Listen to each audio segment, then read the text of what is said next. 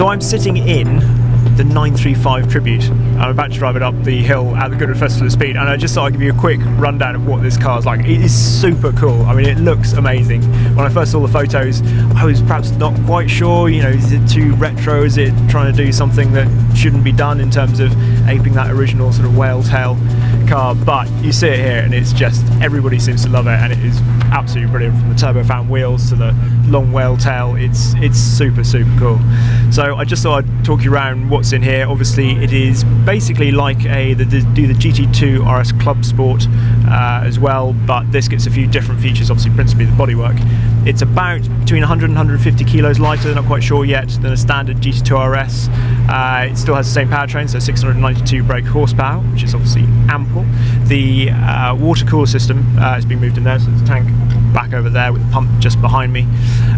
Wheel, completely different, obviously all carbon fibre. We've got buttons on here for, go through them, radio, acknowledge, mark, so that's if you're in the data, if you have an engine surge or something like that and you want to just press mark so they can find it easily in the data later.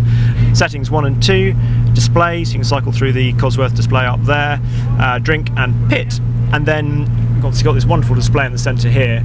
That dial I recognise from the Sport Chrono, which normally sit up in the centre of the dash over there, but this one here, which is a boost gauge, is bespoke to this car. Even the Club Sport doesn't get that.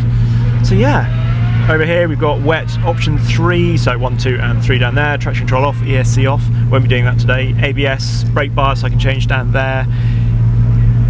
It's really cool, it's so stripped out. I think it sounds pretty different, as hopefully you'll hear on the run up the hill to a standard GT2 RS, and I can't wait to drive it.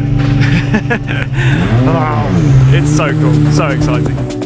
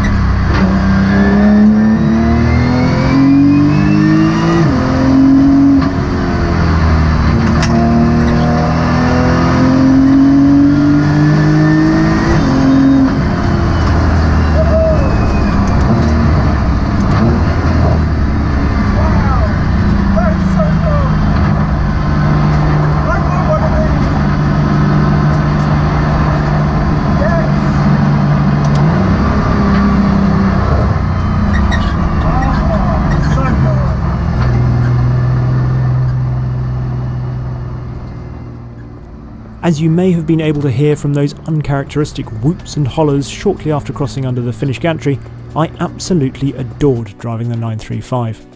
Even on this most fleeting and public of stages that demands a certain amount of prudence because mishaps are easily come by and rarely forgotten, I experienced enough of the car's performance and was exposed to more than enough of its character to fall a little bit in love.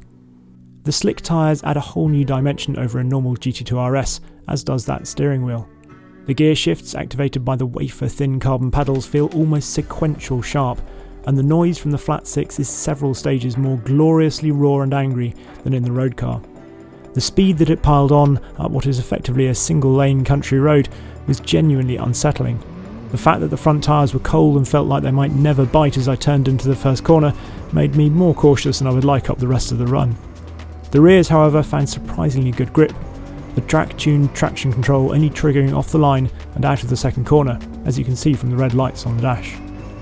This is so much more than just a GT2 RS and a fancy frock. I feel exceptionally lucky to have had a go in this, and the 77 people that have bagged one, well, they're even luckier.